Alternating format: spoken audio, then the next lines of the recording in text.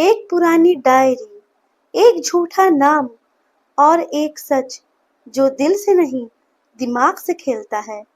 Welcome دوستوں، سواگت ہے آپ کا ایچ کے ناول ورلڈ میں۔ آج ہم سننے جا رہے ہیں ہماری کرنٹ سیریز سیکرٹ امیر زادی کا 5واں ایپیسوڈ۔ تو چلیے ایپیسوڈ شروع کرتے ہیں۔ ہم شام کو گھومنے نکلے اور عارف کے ساتھ بات کرتے کرتے کب رات ہو گئی پتا ہی نہیں چلا۔ رات ٹھنڈی تھی لیکن عارف کے پاس بیٹھ کر گرماہٹ محسوس ہو رہی تھی۔ اس کی مسکان میں کوئی سچائی تھی، یا شاید میرے دل کی نزدیکیاں مجھے دھوکہ دے رہی تھی۔ عارف نے کہا، پہاڑوں میں راتیں لمبی لگتی ہیں پر کسی اپنے کے ساتھ وقت ٹھہر سا جاتا ہے نا مہک؟ میں نے کہا، کبھی کبھی لگتا ہے یہ سفر کہیں اور لے جا رہا ہے، دل کے اندر کسی ایسے موڑ پر جہاں سے پیچھے جانا ممکن نہیں ہوتا۔ عارف نے نزدیک آتے ہوئے دھیرے سے کہا، اگر میں کہوں کہ ہر جواب تمہاری آنکھوں میں ہے تو کیا تم سوال پوچھنا چھوڑ دو گی؟ میں نے کہا، شاید، پر ایک سوال پوچھنا باقی ہے۔ عارف، کیا تم سچ میں میرے ساتھ ہو؟ عارف نے اسمائل دیتے ہوئے کہا، اتنا ساتھ ہوں کہ اگر تم پیچھے دیکھو تو بس میں ہی دکھوں۔ اس رات اس نے میرا ہاتھ تھاما اور پہلی بار میں ڈرنا بھول گئی، کیونکہ کسی پر بھروسہ کرنا سب سے بڑا رسک ہوتا ہے اور میں وہ اٹھا چکی تھی۔ ہم حویلی واپس آئے اور صبح ہی میں حویلی کی لائبریری میں پہنچی۔ وہاں ایک پرانی تجوری دکھی اور پاس میں رکھی ایک dusty register type diary. Diary میں لکھا تھا، اگر یہ پڑھ رہی ہو تو جان لو تم وہ نہیں ہو جو سوچتی ہو۔ اس امپائر کی اصلی وارث تم نہیں، کوئی اور ہے جسے سب نے چھپا لیا، کیونکہ سچ امپائر سے بڑا ہوتا ہے۔ مجھے سمجھ نہیں آ رہا تھا، وہ ڈائری، اس میں لکھے شبد، ان کا مطلب نہیں، یہ کیا ہے؟ کیا میں صرف ایک مہرہ تھی؟ کبھی کبھی جواب اس چیز میں چھپے ہوتے ہیں جسے ہم غلطی سے صرف ایک یاد سمجھ کر چھوڑ دیتے ہیں۔ جیسے یہ ڈائری پرانی ضرور تھی، پر اس کے ہر پنے میں کوئی مجھے بلا رہا تھا۔ ایک پرانی ڈائری، ایک جھوٹا نام اور ایک سچ جو دل سے نہیں دماغ سے کھیلتا ہو۔ میں اس رات سو نہیں سکی، میرے ہاتھ کانپ رہے تھے اور دل میں ایک سوال تھا، اگر میں وارث نہیں ہوں تو کون ہے، اور مجھ سے جھوٹ کیوں کہا گیا؟ اس ڈائری نے جیسے میری زندگی کا نقشہ بدل دیا تھا۔ ہر شبد میرے وجود کو سوالوں میں ڈال رہا تھا۔ صبح ہونے سے پہلے میں نے عارف سے ملنے کا فیصلہ کیا۔ عارف، مجھے تم سے بات کرنی ہے۔ عارف نے کہا، ٹھیک ہے، میں ابھی آتا ہوں۔ عارف نے آتے ہی کہا، تم ٹھیک ہو مہک؟ تمہارا چہرہ، تم ٹھیک سے سوئی نہیں ہو لگ رہا ہے۔ میں نے عارف کو وہ ڈائری دکھائی۔ یہ ڈائری دیکھو عارف، اس میں لکھا ہے کہ میں اصلی وارث نہیں ہوں، یہ مجھے حویلی کی لائبریری سے ملی ہے۔ عارف نے کہا، یہ تو بہت بڑا دعویٰ ہے، لیکن یہ کس نے لکھا اور کیوں؟ میں نے کہا، مجھے نہیں پتا، پر کیا ایسا ہو سکتا ہے عارف کہ یہ کسی نے مجھے ہٹانے کے لیے لکھا ہو؟ عارف نے کہا، مہک، مجھے نہیں لگتا کہ ایسا کچھ ہے، پر شاید ہمیں مایا جی سے بات کرنی چاہیے، شاید وہ کچھ جانتی ہوں۔ میں اور عارف مایا جی کے پاس گئے۔ مایا جی نے مسکرا کر کہا، مہک بیٹا، سب ٹھیک ہے، تم اتنی رات کو؟ میں نے کہا، مایا جی، مجھے یہ ڈائری ملی، اس میں لکھا ہے کہ میں اصلی وارث نہیں ہوں، کیا یہ سچ ہے؟ مایا جی نے کہا، اوہ، تو تم نے وہ ڈائری پڑھی؟ میں نے کہا، کیا آپ جانتی تھی اس کے بارے میں؟ مایا جی نے دھیرے سے کہا، مہک، ایسی پرانی چیزوں کو سیریسلی نہیں لینا چاہیے، وہ ڈائری شاید جان بوجھ کر وہاں رکھی گئی تھی۔ میں نے کہا، کس نے رکھی ہوگی؟ مایا جی نے جواب دیا، کبھی کبھی اصلی وارث کو گمراہ کرنے کے لیے کچھ لوگ ایسی چالیں چلتے ہیں تاکہ وہ خود ہٹ جائیں اور راستہ صاف ہو جائے۔ میں نے کہا، مطلب وہ ڈائری جھوٹی ہو سکتی ہے माया जी ने कहा, बिल्कुल, और शायद ये सब सिर्फ तुम्हें डराने के लिए किया गया है। तुम्हें खुद पर भरोसा करना होगा महक, अपनी जगह पर, अपने अधिकार पर। Don't let a dusty old diary take that away from you. Maya की बातों में एक डोरी थी जो मेरे दिल के डर को सुला रही थी। मैंने कहा, शायद अब सही कह रही हैं। मैं और आरव वहां से चले गए।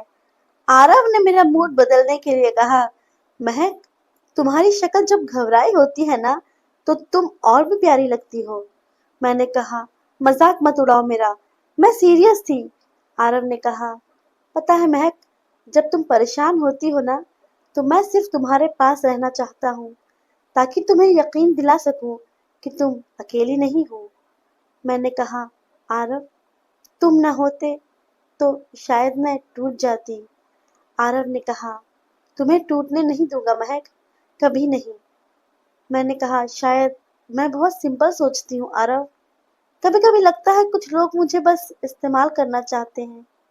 आरव ने मेरे करीब आकर कहा, तो उन सबसे दूर रहो, बस मेरे पास रहो।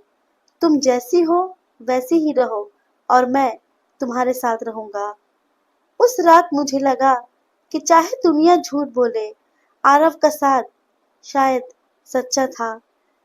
लेकिन जहां मैं खुद को आरव के साथ सुरक्षित समझ रही थी, वहीं पुरानी हवेली की कॉरिडोर में एक परछाई मेरी हर हरकत देख रही थी। अगली सुबह हमें मुंबई के लिए रवाना होना था। बस 3 दिन की ये पहाड़ी हवा, लेकिन लगता था जैसे किसी पिछले जन्म की कोई याद थी। आरव के साथ बिताए हर लम्हे ने दिल की किसी बंद तह को खोल दिया था। क्या वाकई सब वैसा ही था जैसा दिख रहा था, या फिर कोई परतें थी जो अब भी खुलनी बाकी थी। शिमला की सड़कों से गाड़ी उतर रही थी, लेकिन मेरे दिल में अब भी वो डायरी, वो सवाल और वो हाथ का स्पर्श था। आरव ने कहा, तुम्हें शिमला कैसा लगा महक? मैंने कहा, जैसे खुद से मिली हूँ, और तुमसे भी। आरव ने मुझसे कहा, तुम्हें खोने का डर पहाड़ों से नीचे उतरते वक्त ज्यादा होता है महक, क्योंकि नीचे शहर है और शहर में लोग बदल जाते हैं। उसने एक बात कही थी, शहर में लोग बदल जाते हैं, और मैं डर गई थी कि कहीं वो भी ना बदल जाए। मुंबई की भीड़ में मेरा दिल थोड़ा खाली सा लगा था, जैसे पहाड़ों से कुछ छूट गया हो, या वहां कोई राज अब भी मेरा इंतजार कर रहा हो। वो डायरी मेरे साथ थी, पर जवाब नहीं।